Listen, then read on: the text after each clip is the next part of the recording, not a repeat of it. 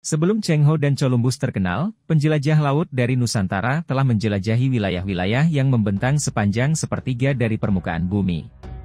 Meskipun lebih dari 5 abad sebelum era Masehi, masyarakat Cina telah menghasilkan beragam jenis kapal dengan ukuran yang berbeda-beda, namun peran kapal Cina dalam pelayaran laut jauh masih terbatas pada tingkat yang minimal pada abad ke-7.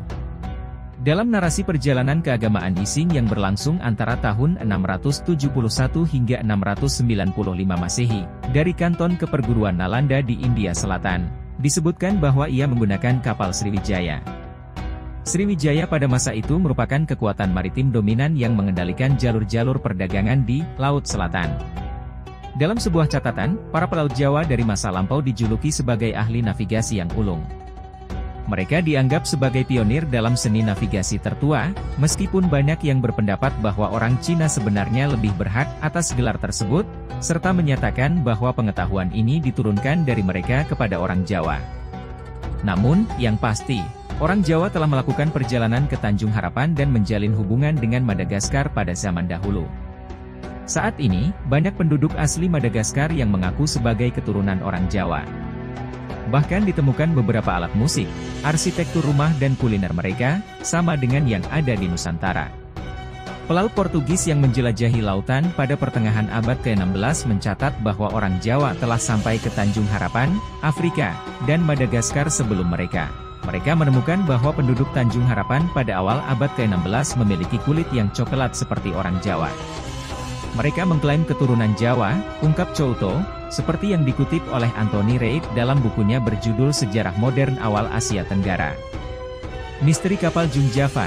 Ketika pelaut Portugis menjangkau perairan Asia Tenggara pada awal abad ke-16, mereka menemukan bahwa kawasan tersebut didominasi oleh armada kapal perang Nusantara yang dikenal sebagai Jung Java.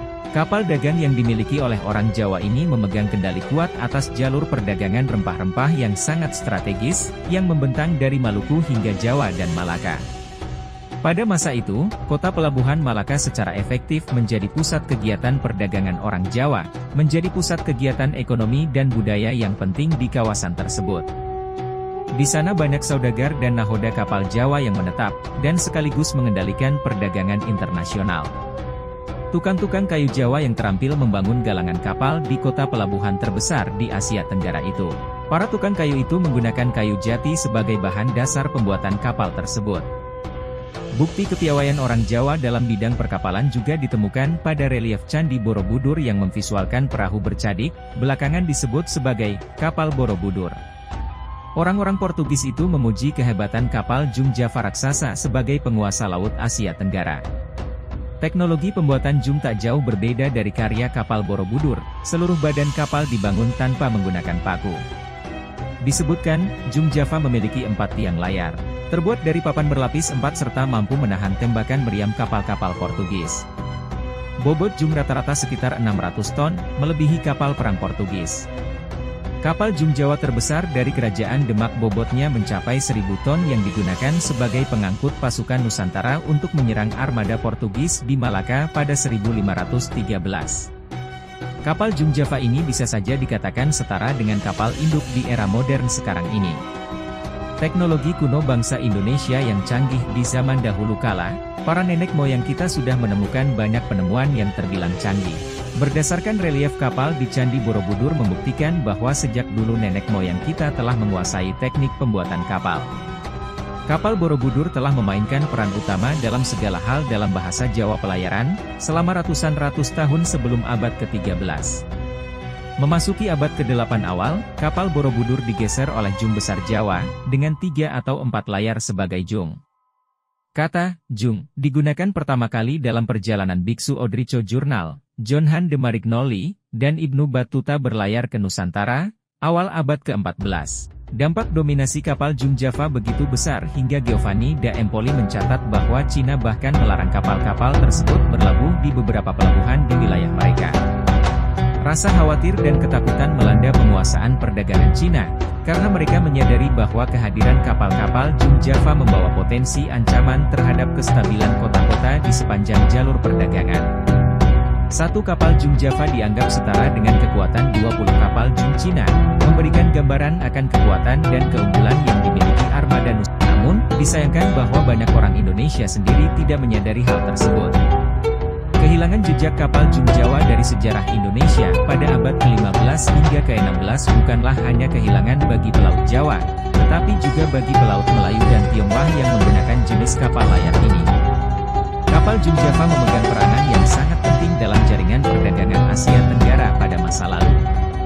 Kapal ini menjadi tulang punggung yang menghubungkan jalur perdagangan antara berbagai kota penting di Asia Tenggara, termasuk Champa, ujung selatan Vietnam, Ayutthaya, Thailand, Aceh, Malaka, dan Makassar, menciptakan sebuah jaringan perdagangan yang kuat dan vital bagi pertumbuhan ekonomi dan budaya di kawasan tersebut.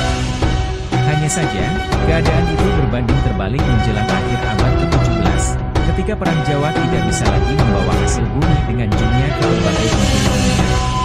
Bahkan, orang Jawa sudah tidak lagi punya galangan kapal. Kantor Maskapai Perdagangan Hindia Belanda, VOC, di Batavia melaporkan pada 1977 bahwa orang-orang Mataram di Jawa Tengah tidak lagi memiliki kapal-kapal besar. Lukisan kapal Jum Java dalam kata pengantar antologi cerpen berjudul Jum Jawa oleh Hendra Patrisna Kurniawan yang diterbitkan Babel Publishing tahun 2009 dengan ISBN 978-99-25-3953-0, disebutkan hilangnya tradisi maritim Jawa tersebut adalah akibat kebijakan kerajaan Jawa sendiri setelah kekalahan mereka terhadap Portugis dalam penyerbuan Malaka, yang kemudian lebih memusatkan pada kekuatan angkatan darat. Dari berbagai ulasan tersebut, para sejarawan menyimpulkan, Jum dan tradisi besar maritim Jawa hancur akibat ekspansi militer perniagaan Belanda. Serta, sikap represif Sultan Agung dari Mataram terhadap kota-kota pesisir utara Jawa.